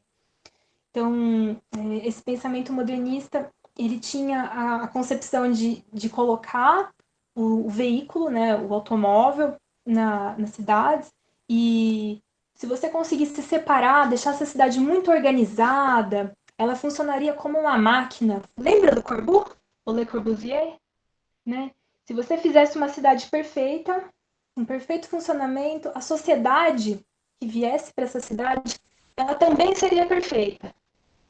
E isso é absurdo, porque a imperfeição está na gente. Nós somos complexos e nós somos contraditórios. E as nossas cidades são também. Não adianta você fazer uma cidade organizadinha e esperar que as pessoas se tornem organizadinhas, né? A gente precisa de mistura, de pluralidade, de variedade, não é mesmo? Então, essa questão do uso do solo é mais visível na Europa. Você tem todo um térreo comercial e habitação em cima. E aqui no Brasil a gente ainda segura isso, né? A gente vai ter essa mistura de usos mais nos centros urbanos, porque o solo tem um valor mais alto. Então a gente tende a usar mais racionalmente aquele espaço. Mas, gente, pelo amor de Deus, o Minha Casa é Vida, o primeiro, ele nem podia, ele não permitia uso comercial. Você fazia um conjunto habitacional na periferia e não se permitia uso comercial dentro. Sabe, é um ato criminoso. Você já vai segregar essas pessoas, elas já vão ter que se locomover em viagens longas para trabalho, e daí não tem nem padaria, não é? Então, quanto mais a gente puder misturar esses usos, melhor. Mas, claro, a gente precisa ter algum critério. Por isso que eu comentei sobre a lei de liberdade econômica, que ela foi um desafio para minha equipe. Que, ao mesmo tempo que ela tem uma parte boa, que é essa obtenção de alvará imediata, ela tem também algumas atividades altamente impactantes para o meio urbano, que você tem a proibição de um estudo técnico, por exemplo, o estudo de impacto de vizinhança, né? Então, o estudo de impacto de vizinhança, ele é um estudo que analisa o risco daquela atividade, daquele empreendimento, e ele vai tentar mitigar aquele risco de forma que não tenha uma diminuição de qualidade de vida para as pessoas do redor. Então, por exemplo, assim, um mercado atacadista, né? Vai abrir um grande mercado atacadista. Ele vai fazer uma alteração de fluxo, né? Vai ter um fluxo de caminhão e vai ter ruído, vai ter cheiro e vai diminuir a qualidade de vida daquele bairro. Faz esse estudo e vamos ver o que o empreendedor, a iniciativa privada, pode fazer para diminuir isso. Então, ele vai ter que fazer uma ciclovia, ele vai ter que ampliar a calçada, ele vai ter que fazer um semáforo para o caminhão entrar, enfim. Ele vai ter várias medidas mitigadoras daquele impacto, né? E quando você faz uma lei federal que proíbe esse diálogo, na minha concepção, isso é bastante problemático. Eu não acho que esses artigos específicos dessa lei vão ser mantidos. Eu acho que os arquitetos, espero, que a gente vai conseguir modificar isso de alguma forma. Mas, como é uma lei vigente, né, por enquanto, a gente tem que acatar e é isso aí, não tem o que fazer, a não ser a gente manter esse diálogo no Brasil todo e mostrar que não é a melhor forma de lidar com isso. Essa figura que eu trouxe de Rolândia, só para vocês verem que a gente jogou no liquidificador todos os saneamentos tradicional e Rolândia foi uma cidade muito boa de trabalhar, porque a prefeitura era aberta a ideias inovadoras e ótimos gestores. Foi um trabalho diferente, né? Eles foram deixando, né, a gente propor essas soluções.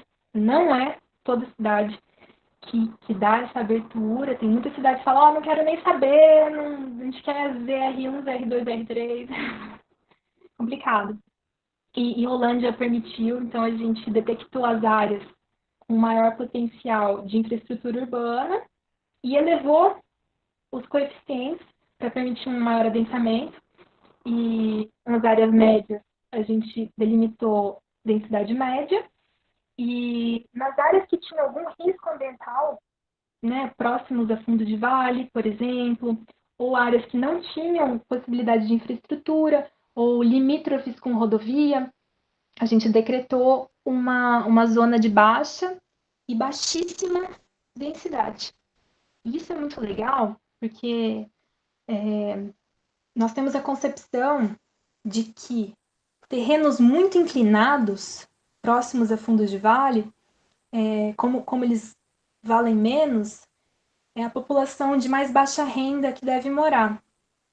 E isso é muito louco, porque quando você tem um terreno muito inclinado, a estrutura construtiva dele é muito mais alta. Então, quem deveria morar em fundo de vale deveriam ser as classes mais altas, que tivessem condição de adquirir um lote maior, tivesse mais permeabilidade, não é? E pudesse fazer uma infraestrutura mesmo, um alicerce, né? Um muro de arrimo bem feito, e não colocar pequenos lotezinhos e um monte de gente morando no fundo de vale, porque você vai impermeabilizar bastante o terreno. E isso que a gente fez em Rolândia, ele vem em consonância com isso que eu tô dizendo. Quando a gente fez esse zoneamento para o município de Rolândia, o que significa? Que se você quer fazer Minha Casa Minha Vida, por exemplo, você quer fazer um grande conjunto habitacional de alta densidade, você vai ter que fazer numa área provida de infraestrutura. Isso significa que a gente acaba com essa ideia de colocar um conjunto habitacional na periferia. A periferia não tem infraestrutura. Ela é zona de baixa densidade. Desculpa, meu amigo, você não vai poder fazer o seu conjunto ali. Né? Se você quer fazer um conjunto de alta densidade, você já vai ter que colocar num local que é apropriado para isso. Então, a gente vai acompanhar a Rolândia, aqui próximo de Londrina, que esses desdobramentos demoram anos para acontecer, né? Mas é um caso interessante, a gente vai acompanhar para ver se isso realmente está acontecendo, mas esse é o caminho. Isso não foi uma ideia, uma sacada nossa. Urbanistas mais velhos, antes de nós, já estavam trabalhando isso em São José, São Paulo fala um pouco disso, né? Mas essa tentativa de município de pequeno porte, Rolândia tem 50 mil habitantes, eu não vi ainda, por isso que a gente vai fazer esse acompanhamento. Eu conto para vocês, se vocês tiverem curiosidade. Vocês têm o meu QR Code. Tem mais alguma pergunta sobre Tem 1000 perguntas, meu Deus, a gente não tem tempo para tudo. Mas, 10 minutinhos só. pessoal, deixa eu só queria antes, porque agora começa uma ansiedade, né? Porque tá terminando. Assim que a gente encerrar, antes de começar a próxima palestra, eu vou falar sobre os certificados, tá bom? Mas a gente tem 10 minutinhos. Você quer. E aí, você quer que eu escolha umas questões? Você quer você passar o olho? O que você prefere fazer, Flor? Tô passando um olho aqui.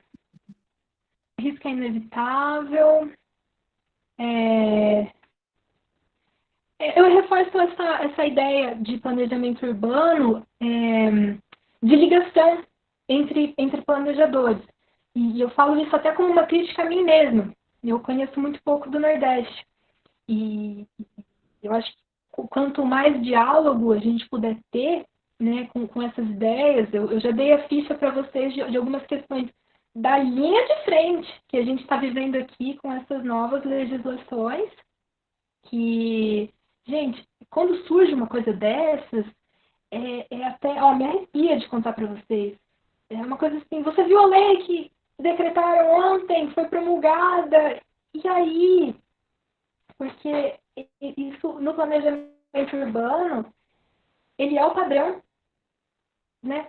Você tem que lidar com mudanças muito grandes, de um jeito muito rápido, e não existe um embasamento, uma cartilha.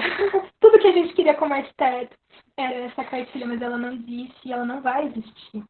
E por mais que vocês façam um excelente curso, que a Uninta seja ótima, tem até geoprocessamento, que eu estou admiradíssima, ela não vai te preparar 100% para você sair fazendo planejamento urbano. E a gente erra às vezes, né? Às vezes a gente tem uma percepção de que aquele local tem uma vocação para determinada atividade, e às vezes não. Mas a gente pode estar sempre buscando dados bons. Por exemplo, uma coisa que a gente tem buscado cada vez mais é economia urbana, né? Existe essa área entre os economistas, e até é até engraçado porque entre os economistas, o economista urbano, ele é segunda linha, né? Entre os economistas, é muito mais chique mexer com economia global, nacional. Quando você entra na área de economia urbana, tipo, a impressão que dá é que eles não têm o mesmo status. E, na verdade, eles são incríveis. Eles conseguem extrair dados de tendências econômicas dos municípios, e que eu acho que essa é uma das profissões do futuro, sabe? Eles vão ralar um pouco, alguns anos, igual nós, todos nós, planejadores, mas o campo está aberto e as cidades vão precisar cada vez mais. Assim como a parte de transportes, engenheiros. Engenheiros. Muitos alunos de civil conversam comigo, né, e vocês são capacitados para trabalhar com transportes, faz parte da engenharia Zoom.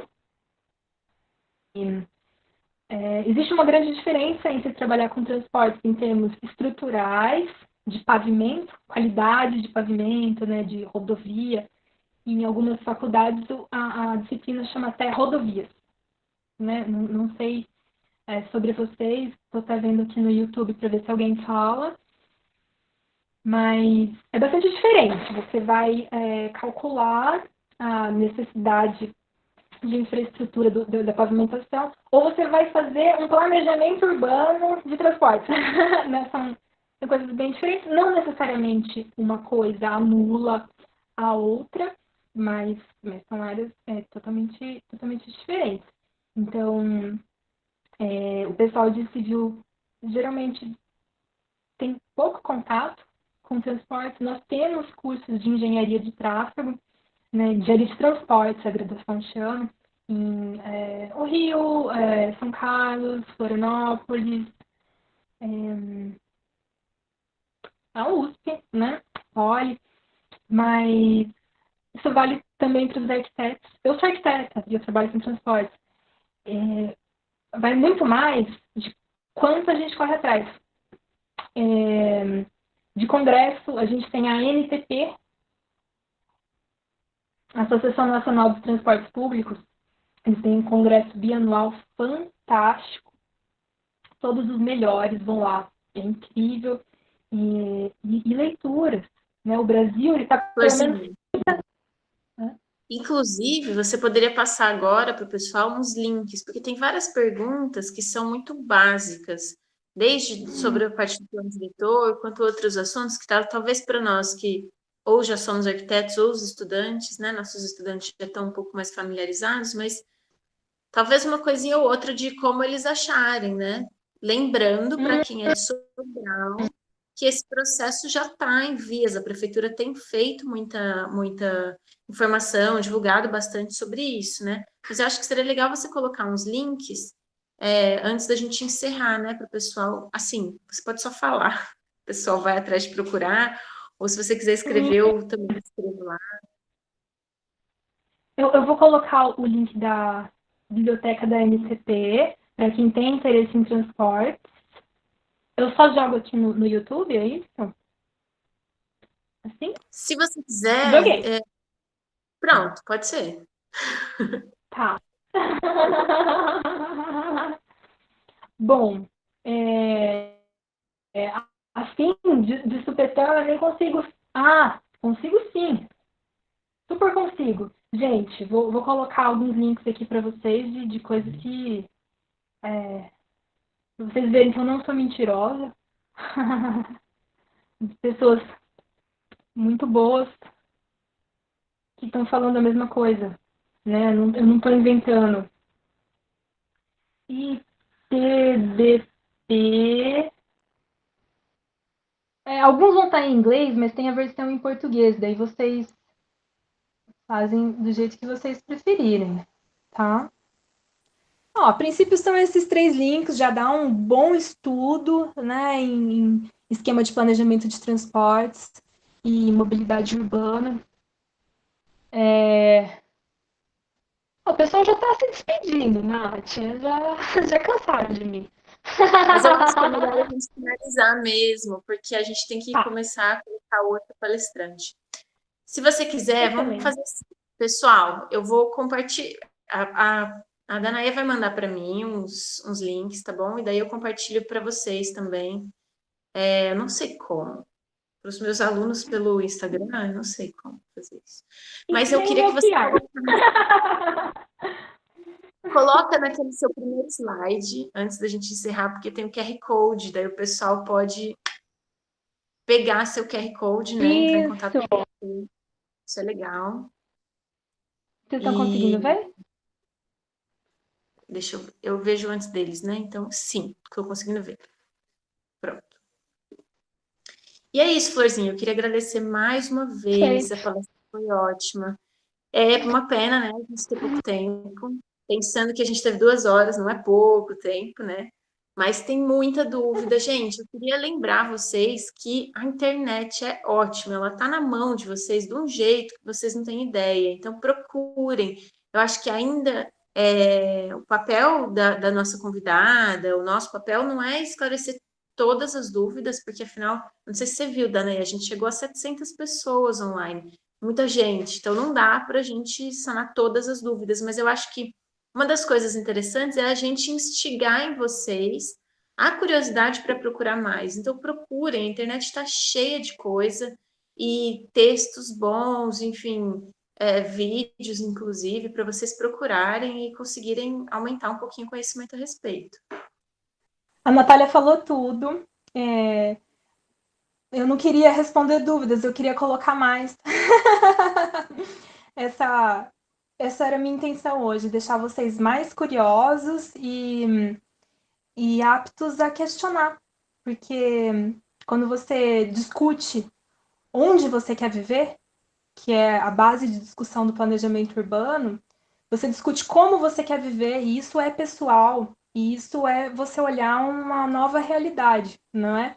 Então, como estudantes, né, sei que tem vários estudantes, é o papel de vocês terem essa abertura, desligar o piloto automático, começar a viver de verdade e pensar que mundo é esse que vocês querem. Queria agradecer muito, Natália, pessoal da faculdade, Uninta, foi um prazer incrível, estou à disposição. Ai, Florzinha, adorei também. Muito bom te conhecer, muito bom o contato, muito boa noite. E a contribuição, enfim, obrigada. Depois a gente se fala mais, assim que der, a gente te traz, isso vai ser ótimo. Perfeito. Tá bom. Então eu acho que é isso. A gente se encerra aqui. Vamos se despedir da Danaê agora, pessoal. Flor, um beijo. Depois a Foi um gente se fala prazer. Tchau, tchau. melhor.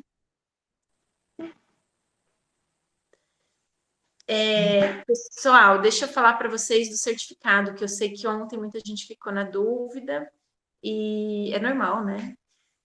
A gente está com 2 tipos de alunos. Eu estou falando de certificado de participante, tá bom? Quem se inscreveu pelo Even, que é basicamente